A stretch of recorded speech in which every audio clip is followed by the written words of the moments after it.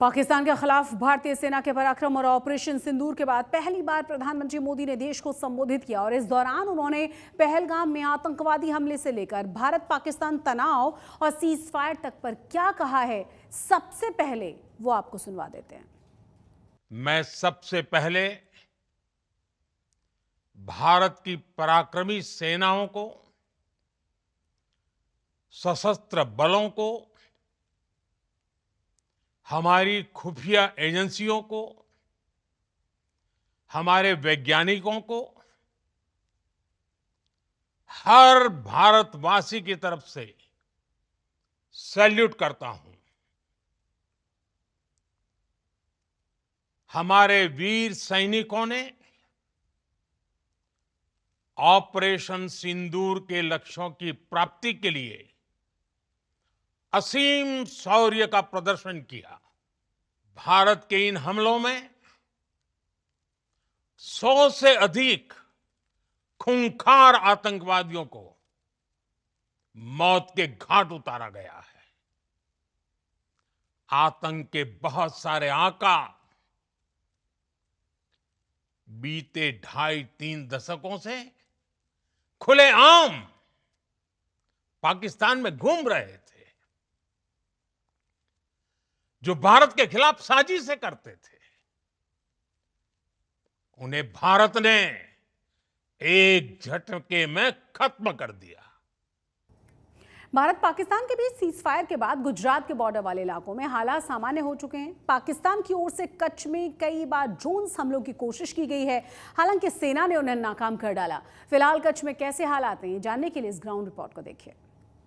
भारत पाकिस्तान के बीच तनावपूर्ण स्थिति सामान्य होने के बाद कच्छ में भी जनजीवन सामान्य हो चुका है। आपको मैं कच्छ की तस्वीरें दिखाना चाहता हूं। आप देखिए, ये कच्छ का शहर है भुज और यहाँ पर जनजीवन अभी सामान्य हो गया है।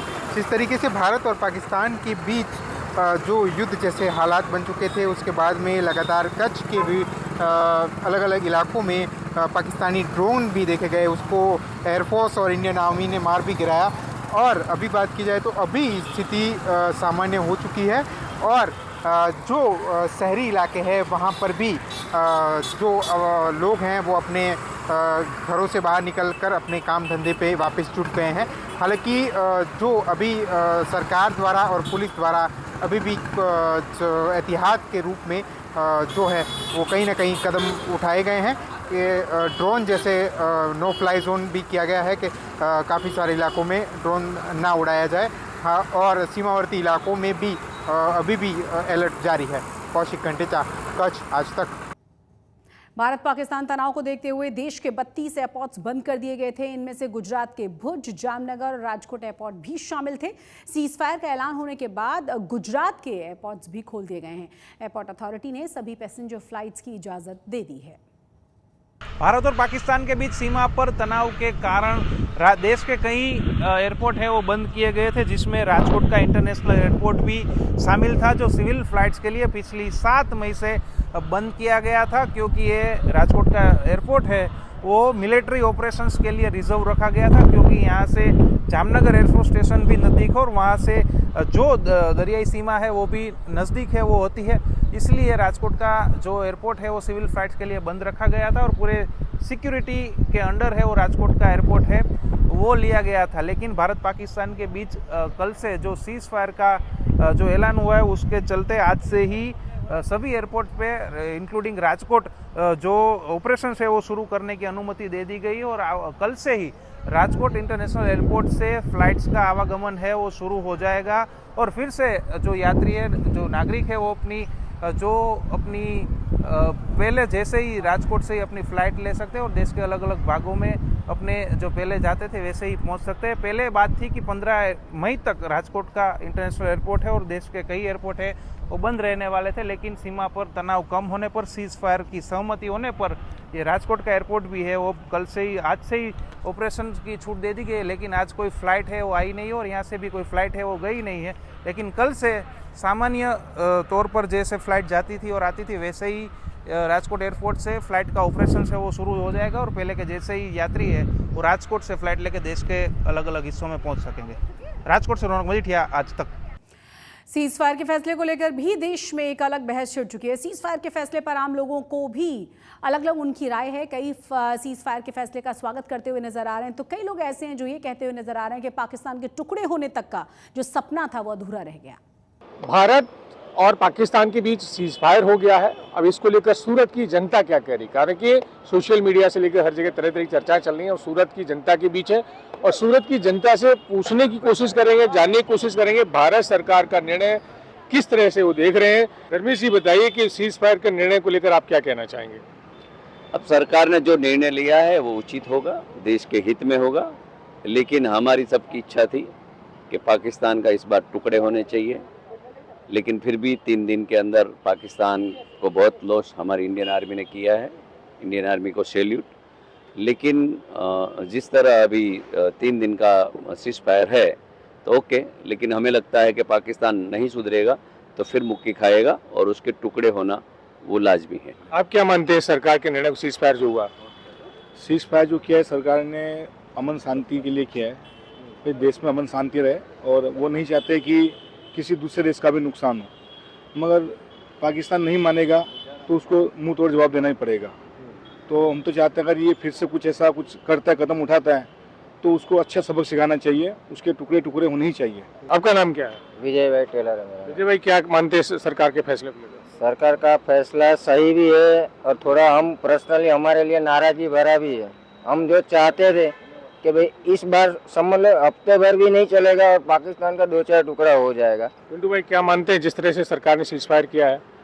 देखो, सरकार का जो निर्णय है, सरकार ने ही निर्णय लिया था और सरकार ने ही निर्णय लिया है। अब सरकार ने जो निर्णय लिया है वो सर्वोपरि है। बाकी 3 दिन में हमने पाकिस्तान को बता दिया है कि भाई वो क्या है। जल के माध्यम से उसको भी पानी नहीं दिया, उसको समझ में तो आ गया है। ठीक है, अब जो सरकार का निर्णय हुआ है सो अभी 2 दिन का मौका है। वो प्रधानमंत्री जी ने बोला हुआ है कि यदि इसके बाद में भी यदि वो सीज फायर करता है, उल्लंघन करता है, तो हम इसको छोड़ेंगे नहीं। क्या कह रहे हैं जो सरकार का फैसला लिया है अभी? सरकार का फैसला तो सर्वोपरि है, सराहनीय है, पूरे भारत के वासी सब मानते हैं। लेकिन पाकिस्तान में एलओसी में इस समय भारत का कब्जा हो जाना चाहिए था, लेकिन अधूरा रह गया है। चलिए ठीक है, भारत सरकार की नज़रों में भी अभी भी है। अगर उल्लंघन पाकिस्तान करता है तो फिर भारत इस बार और भी बड़ा एक्शन लेगा। अब आपको एक ऐसी लड़की से मिलवा देते हैं जो अब जैन साध्वी बन गई है। ये गुजरात के राजकोट की रहने वाली हैं और इनके फैसले का माता पिता ने भी भरपूर समर्थन किया है। 20 साल की हेतवी बा परमार ने सांसारिक मोह को त्यागते हुए अपना जीवन ईश्वर और समाज को समर्पित कर दिया है।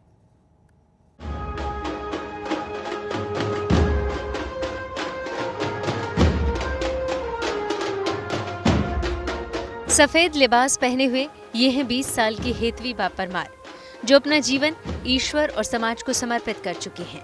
अब उनके लिए यही माध्यम मानवता की सच्ची सेवा है और उनके जीने का एकमात्र जरिया भी। गुजरात में राजकोट की हेतवी बा परमार नाम की इस बच्ची ने दीक्षा लेकर सांसारिक जीवन को त्याग दिया। जाहिर है 20 साल की उम्र में सांसारिक सुखों को त्याग कर साध्वी का वेश धारण करना आसान नहीं है। साध्वी बनने की यह ऐतिहासिक घटना एक और नजरिए से खास कही जा रही है। दरअसल गुजरात में अक्सर जैन समाज से ताल्लुक रखने वालों की ही संन्यास धर्म अपनाने की खबरें आती रही हैं, लेकिन हेतवी राजपूत समुदाय से हैं और उनके लिए संयम का मार्ग सांसारिक जीवन से बेहतर है। यही वजह है कि पहली बार सौराष्ट्र में राजपूत समाज की एक बेटी का जैन साध्वी बनना इन दिनों चर्चा बना हुआ है। मारा परिवारनो आ मार्गमां पूरेपूरो सपोर्ट छे।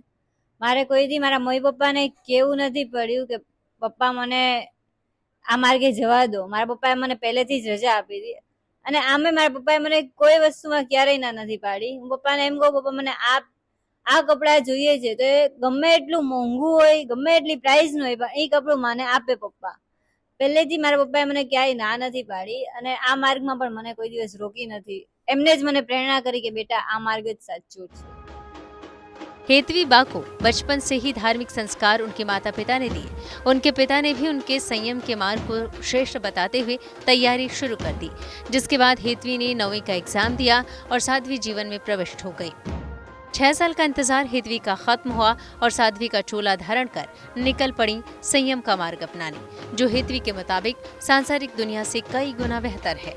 हेतवी का पूरा परिवार अब आने वाले समय में इसी संयम के मार्ग पर जाने का मन बना चुका है। ये बयान हेतवी के सांसारिक मोह को त्यागने में समर्थन की तस्दीक कर रहा है। वैसे तो मेरी बेटी 6 साल पहले से गुरुकुल वास में गई थी। वहाँ गुरुकुल पास में मतलब गुरुजी के पास रहने के लिए गई थी। तो पहली बार ही जब वो 9th कंप्लीट करके गुरुजी के पास गई तो डायरेक्टली 6 मंथ कंटिन्यू गुरुजी के पास रही में साथी जीवकों के साथ रहकर हमारा जो धार्मिक अभ्यास है जैन धर्म का उसका उसने पढ़ाई किया और गुरुजी की व्याख्यानवाणी प्रवचनवाणी वाचना सुनकर उसके मन में भाव आया कि मैं ये कर सकती हूँ। हमारी भी प्रेरणा थी कि बेटा यही अच्छा सच्चा मार्ग है, संसार में कुछ है नहीं, मतलब संसार पाप से भरा है। संसार से निकलने के लिए एक मनुष्य भवी ऐसा है कि हम भगवान की आराधना कर सकते हैं, परमात्मा की आराधना कर सकते हैं और ये 84 लाख जीवों में से हम निकल सकते हैं। हेतवी का दीक्षा समारोह 5 दिनों तक चला, जिसमें बड़ी संख्या में जैन और राजपूत समाज के लोग शामिल हुए और हेतवी को नियमों के अनुसार दीक्षा दी गई। 8 मई को ही एक भव्य शोभा यात्रा भी निकाली गई, जिसमें सजी बग्घी पारंपरिक वस्त्र पहने लोग ढोल नगाड़ों के साथ नाचते नजर आए। शाम 7:30 बजे हेतवी की सांसारिक जीवन की अंतिम संध्या पूरी हुई और आखिरकार मुमुक्षु हेतवी परमार का नया जन्म हुआ और वो सांसारिक जीवन का त्याग कर जैन साध्वी जिन सत्वाश्री जी महाराज बने। दीक्षा का प्रसंग हुआ हेतवी बा विमल कुमार परमार का। वो मेरी नाती, मेरी बेटी की बेटी है। मेरा दामाद का नाम विमल कुमार मनुभाई परमार, वो जन्म से राजपूत है और राजपूत समाज से आई हुई है और मेरी बेटी से उसकी शादी हुई और वो अभी लास्ट 20 साल से जैन धर्म का अनुयासन करते हैं। मेरी बेटी और इसके हिसाब से उसका पूरा परिवार जैन धर्म ने अंगीकार कर लिया और जैन धर्म के पूरे सिद्धांत को वो अपने जीवन में उतार लिए हैं। फिलहाल हेतवी बा परमार अब जैन साध्वी जिन सत्वाश्री जी महाराज हो गए, जो सांसारिक मोह से दूर रहकर मानसिक शांति और आध्यात्मिक उन्नति की खोज में निकल पड़ी हैं। यकीनन इनकी ये सोच सांसारिक जीवन जी रहे लोगों को हैरान कर रही है। राजकोट से रौनक मजीठिया के साथ आज तक ब्यूरो। आज तक गुजरात के स्पेशल बुलेटिन में आज के लिए बस इतना ही, लेकिन देश और दुनिया की तमाम बड़ी और अहम खबरों के लिए आप देखते रहिए आज तक।